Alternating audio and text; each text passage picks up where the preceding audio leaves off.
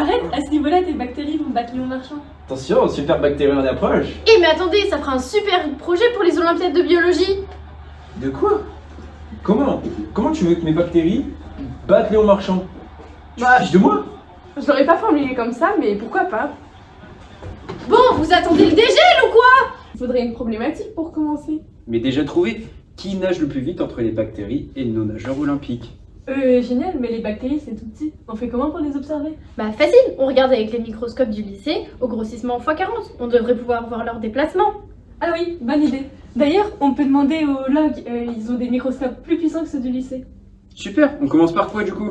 Je propose qu'on commence par des recherches sur les déplacements des bactéries avant d'aller les observer. Et pour finir, on pourra voir si elles peuvent rivaliser avec Léon Marchand. Attendez, c'est quoi un flagelle? Oula, faut pas me demander ça à moi. Un dessin explicatif serait parfait. D'ailleurs, je me suis lancée un peu dans l'imprimante 3D et j'ai obtenu ça. C'est bien beau, mais est-ce que tu peux nous expliquer son fonctionnement? Bien sûr.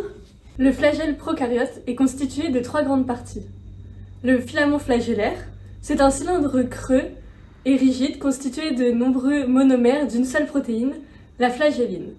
Le crochet, il est d'un diamètre supérieur au filament. Son rôle est de transmettre le mouvement du corps basal au flagelle.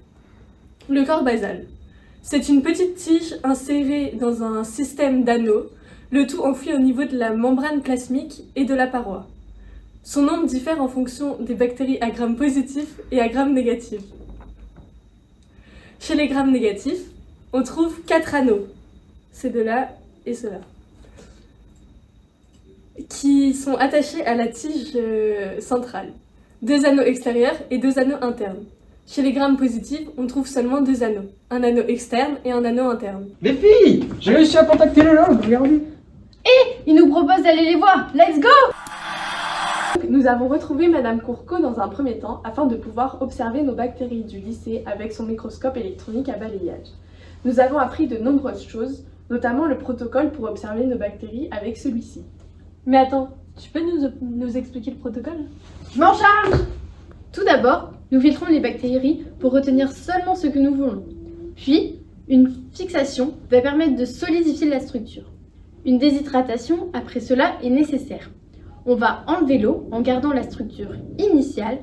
On va remplacer l'eau par de l'alcool en faisant différents bains, au total 7. Un séchage au point critique est fait à base de hexaméthidiziloxane. À partir de ça, on va faire 2 bains et on va travailler sous Sorbonne. Les échantillons sont ensuite métallisés pour les faire devenir conducteurs. Nous observons des bâtonnets assez dodus, relativement épais. Et malheureusement, après tant de travail, nous remarquons que nous ne voyons pas les flagelles. Mais ce n'est que partie remise. Mais il me semble qu'il y a une microscopie optique au log. Allez, je vous emmène. Nous rencontrons alors Madame Christaki. Elle travaille essentiellement avec des bactéries et les observe au microscope optique x1000. Avec cette professionnelle, nous avons seulement observé les bactéries E. coli. Je suppose que le protocole n'est pas le même. Bien vu, j'explique. Tout d'abord, on prend un filtre où nous mettons 100 microlitres de notre solution. À cela, on ajoute 2 ml de buffer avec des tampons Tris EDT afin de garder un pH stable.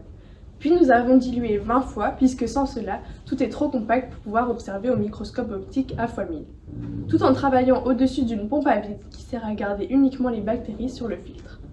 Pour l'observation, de l'huile est nécessaire afin que les bactéries nagent dans l'huile et donc plus visibles. Avec cette préparation, on obtient des images de bactéries.